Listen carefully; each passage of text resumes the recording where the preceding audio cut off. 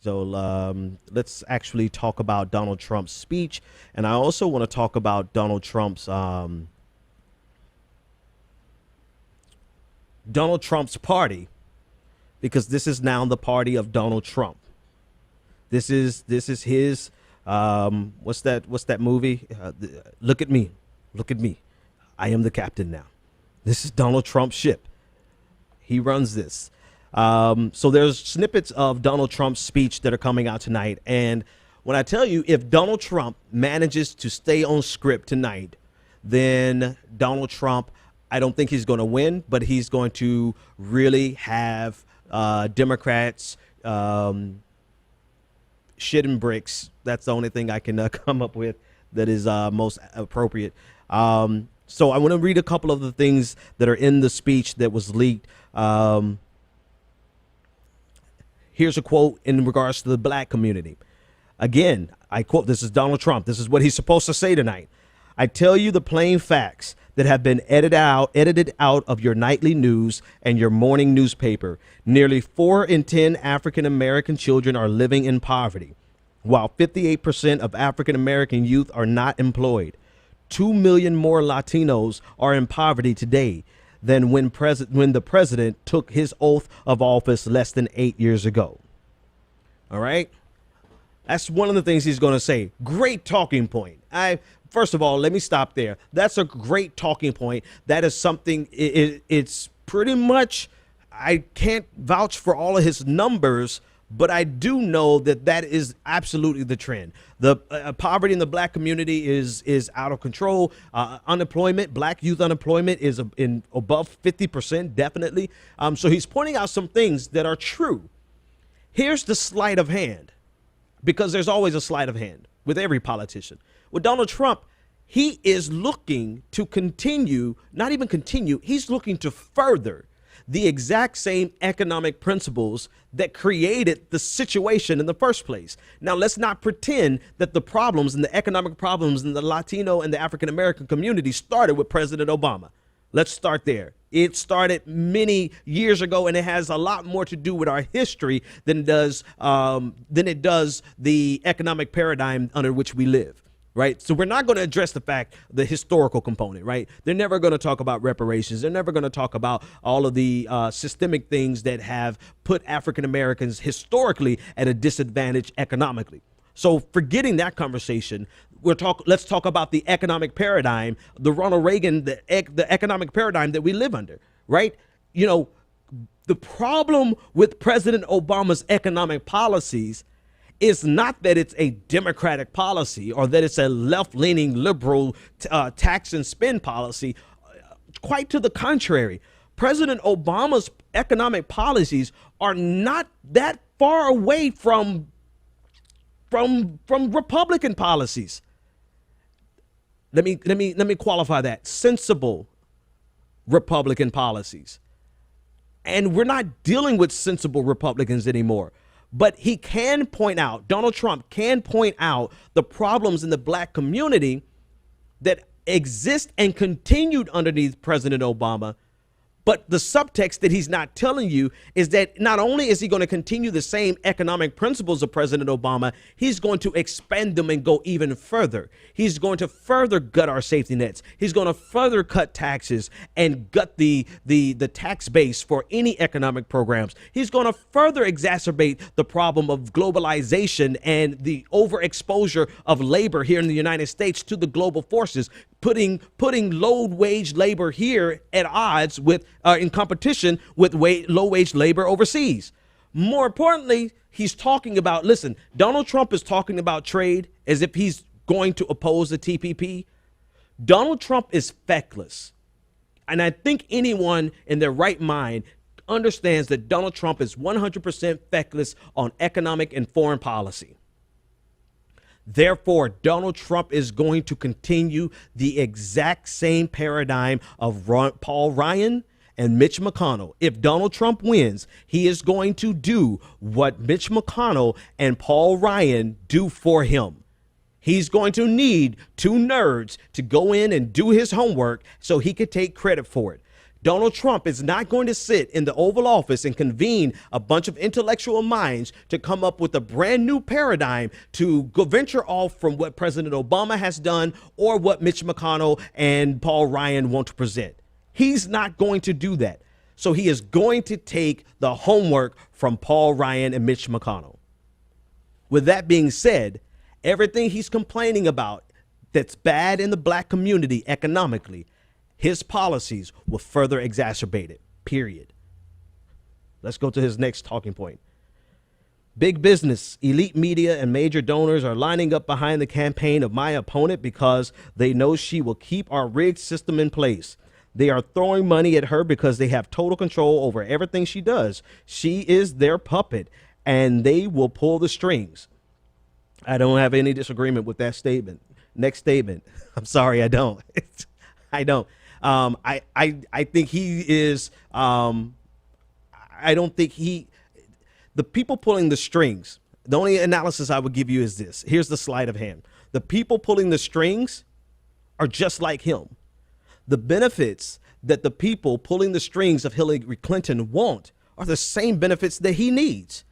And do you honestly think that Donald Trump is going to forego his personal wealth in order to do something opposite of what Hillary Clinton's puppet masters will do? No, he absolutely will not. That's the only thing I will say. So he's rightly calling out the Wall Street donors who are going to be pulling Hillary Clinton's strings.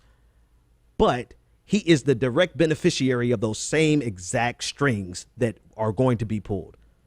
You do the math.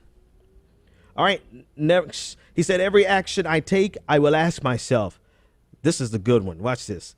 This is what he's going to say tonight, allegedly. Every action I take, I will ask myself, does this make life better for young Americans in Baltimore, Chicago, Detroit, Ferguson, who have as much of a right to live out their dreams as any other child in America? Everybody, a round of applause for Donald Trump. Great line. Great line, Donald Trump.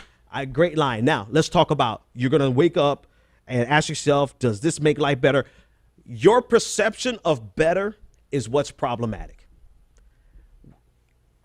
You saying what's better is going to include more tax cuts because you believe tax cuts stimulate the economy, when we know tax cuts stimulate the economy up until a certain point, and then after that point, they no longer stimulate the economy. People hoard those tax cuts. They keep them and they don't reinvest them. We saw that with the credit crunch, where over $2 trillion of cash was just being held up, pent up potential for the economy that they were not spending. You know why they weren't spending it? Because they had a tax code that actually incentivized them sitting on it versus a tax code that would say spend it, invest it, or we'll tax it. So Donald Trump, it's a great line. And I'm glad that you're going to wake up every morning thinking about what you can do for black people in these predominantly black cities. But what you plan on doing has been a part of the problem since at least Ronald Reagan. Probably we can go back to Jimmy Carter and Richard Nixon, before all the presidents before him, starting with Richard Nixon. All right, next. Donald Trump tonight is supposed to say, as your president, I will do everything in my power to protect our LGBT citizens from the violence and oppression of a hateful foreign ideology. Round of applause one more time, ladies and gentlemen, for Donald Trump. This is a great talking point, Donald Trump, and it's going to work. First of all, let me say it's going to sound great. They're going to be great sound bites. They're going to put them on repeat. People are going to think that he's reasonable. Anybody who is thinking about possibly giving Donald Trump a chance will hear this and not inspect the statement any further, and they'll believe it. So in that regard, it's a brilliant speech. But if you look underneath what he's actually saying, it's a bunch of bullshit. And trust me, if I see bullshit in Hillary Clinton's speech next week, you know I'm going to say it too. So here it is. He's going to protect us from the violence and the oppression of a hateful foreign ideology. Who's going to protect the LGBTQ community from the hateful and oppressive ideology of our domestic policies? of the RNC platform. Who's going to protect them from that? Because the RNC platform is looking to federalize Mississippi's LGBTQ laws, right? So who's going to protect them? You want to protect them from, you see, you are 100, and Republicans, conservatives, they are absolutely all about this.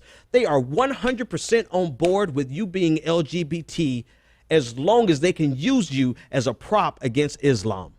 If they can use your sexual orientation and your gender identity as a prop against Islam, they are all for you. But they will defend you from terrorism, which the subtext means they're going to spend money and start more wars, spend money on the defense contractors, start more wars, and actually continue to do the things that radicalize people. So honestly, even in their attempt to protect you from terrorism, they're actually going to make you more vulnerable to terrorism, but that's a different conversation. They're going to do that, right? But that's the extent of their love for you. Because they're actually, in their platform, we'll go over in a minute, the fact that they're going to do everything they can to further oppress you. So domestic oppression is fine. It's just the foreign oppression from terrorists. That's the problem. All right.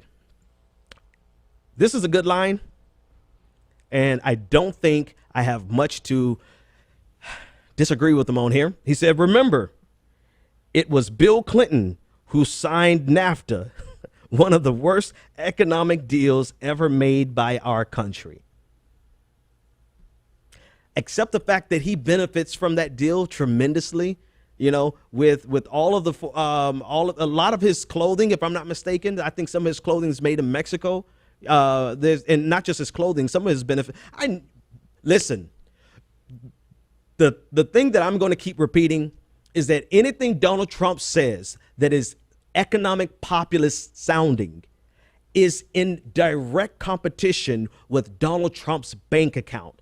And even if he says this to you, when he comes into the Oval Office and somebody says, and he says, I want to get a better deal than NAFTA, somebody's going to come and say, well, President Trump, if we do this, you're going to take a hit of about $250 million. Do you honestly think Donald Trump is going to go forward with it? If you think that, I'm not going to cuss. If you think that, you're very sadly mistaken. That's all I can say. All right. He pledges to never sign the TPP. I believe it when I see it. And his supporters will join our movement. Talking about he wants to make an appeal to Bernie Sanders supporters. And I think I will talk about this a little bit. I have seen firsthand how the system is rigged against our citizens, just like it was rigged against Bernie Sanders. He never had a chance. But his supporters will join our movement because we will fix his biggest issue, trade. Whatever. You know, there are some Bernie Sanders supporters who I don't think you were ever progressive in the first place, because you cannot look at Donald Trump and believe for 1 second that he's going to do something truly progressive economically. And then even if he does, to what extent, what expense, what price are you willing to pay for your economic progressivism? Because we're not talking about people who are just manipulating identity politics for their economic goals. We're talking about somebody who wants to, and not just him, but an entire party who wants to eviscerate all of the identities, who want to silence you on Black Lives Matter, who wants to legalize discrimination against the LGBT. We're not just talking about, you know, people who manipulate it and don't do anything for you economically, like the Democrats. Don't do nothing for you economically. They'll talk about LGBTQ rights all day long. We're not just talking about that. We're talking about a party who wants to go after you in hopes of the promise of an economic populism that actually is damning and damaging to President Trump's portfolio. And you believe out of that cluster F of stupidity, what do you think is going to actually happen? The only thing that's going to happen is the targeting of the LGBTQ community, women's rights, the silencing of Black lives. That's the only thing that's going to happen.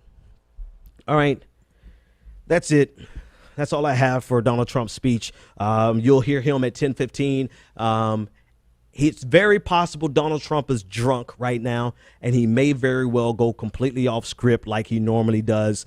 I would rather see the entertaining Donald Trump than the reasonable Donald Trump that actually could give Hillary Clinton a run for her money. I don't like either one of them, but anyway, you do whatever the hell you want to do. I'm voting for somebody who's probably not, anyway. So many tickets, so many statements. I have to stop in the middle of it. 857-600. I'm voting my conscience. That's what I'm doing. I'm voting my conscience. And like Ted Cruz, I advise you to vote your conscience too.